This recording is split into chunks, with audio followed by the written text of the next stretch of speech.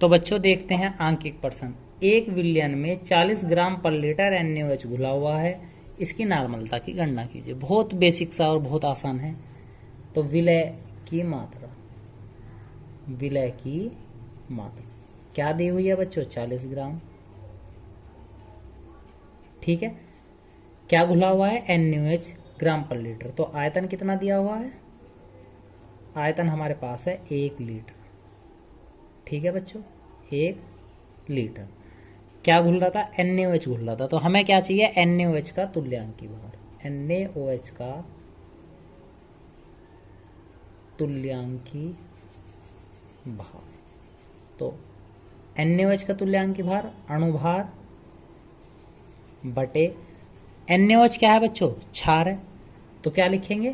क्षार की अम्लता, क्षार की अम्लता, क्षार की अम्लता।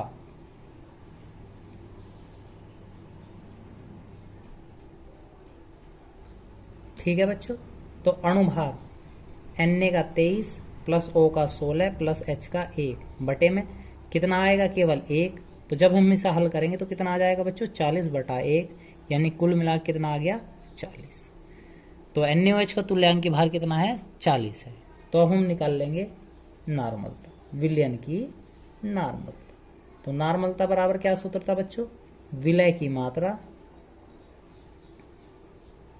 विलय की मात्रा किस में चाहिए हमें? ग्राम में, बटे विलय का तुल्यांक भार, विलय का तुल्यांक भार गुणा आयतन। आयतन भी हमें किस चीज में चाहिए बच्चों? लीटर में। तो विलय की मात्रा, विलय की मात्रा हमें कितनी दी हुई थी? 40। और विलय का तुल्यांक भार भी कितना आया? 40। और हमारे पास आयतन कितना था? 1। 40 से 40 कैंसिल, तो क्या बचा? नॉर्मलता, विलयन की नॉर्मलता कितनी आ गई बच्चों? 1n। उम्मीद है आपको आंकिक प्रश्न समझ में आया होगा। तो विलयन की नॉर्मलता कितनी आई? 1। तो देखते हैं नेक्स्ट क्वेश्चन। तो देखते हैं बच्चों नया आंकिक प्रश्न, थोड़ा सा अलग टाइप है, समझने का प्रयास करेंगे। HCl का दशांश तुल्यांकी भार विलयन के 500 मिलीलीटर में विलय है, इस विलयन की नॉर्मलता ज्ञात कीजिए। कितना बच्चों? दशांश। तो इसलिए हमें क्या चाहिए? पहले HCl का ही हम क्या निकाल लेंगे? HCl का तुल्यांक भार, तुल्यांकी भार। तो सूत्र हमने पढ़ाई था, HCl क्या है? अम्ल है, अणुभार बटे अम्ल की क्षारकता।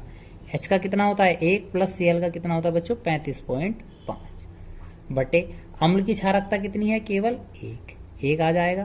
तो कितना बना? 36.5 बटे 1, कुल मिलाकर कितना आया? 36.5। तुल्यांकी भार हमारे पास आ चुका है कितना? 36.5। अब सवाल को हम दोबारा से पढ़ेंगे। ऐसे मानने HCl का दशांश, HCl की जो मात्रा होगी उसका 10वां हिस्सा विलय है। HCl का दशांश तुल्यांकी भार विलयन के इतने में विलय है, यानी कि विलय की मात्रा कितनी है?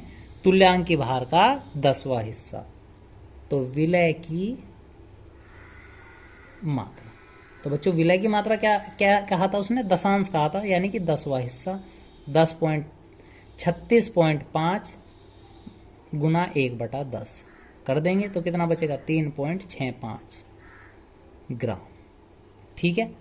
और हमारे पास आयतन पहले से दिया हुआ है। आयतन कितना है बच्चों? आयतन है हमारे पास 500 ml।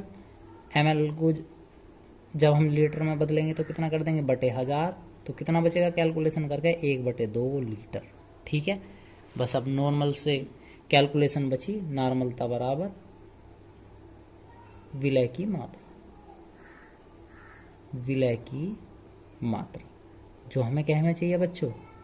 ग्राम में, बटे विलय का अणुभार, विलय का अणुभार गुणा आयतन चाहिए हमें लीटर। सॉरी, इस वाले सवाल में अणुभार नहीं बच्चों, हमें क्या चाहिए?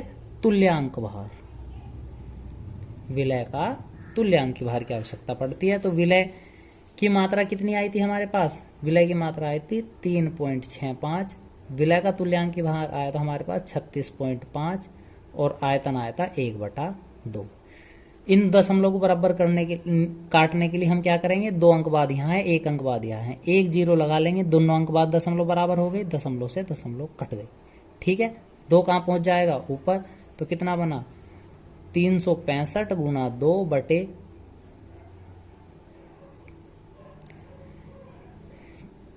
इससे इसे कटेंगे कितनी बार, 10 बार। तो क्या बना, 2 बटे 10। जब 2 से हम 10 को भाग देंगे तो कितना आ जाएगा, 0.2n।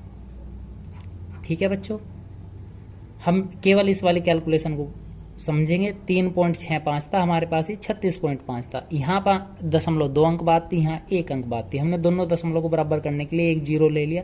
अब दोनों दशमलव बराबर अंकों पर हो गए, जिससे दशमलव से दशमलव कैंसिल हो गए। ठीक है बच्चों, बाकी कैलकुलेशन है जो आपने हल किया। और नॉर्मल तक कितनी आबादी, 0.2n। तो 1 अंक 1% हो।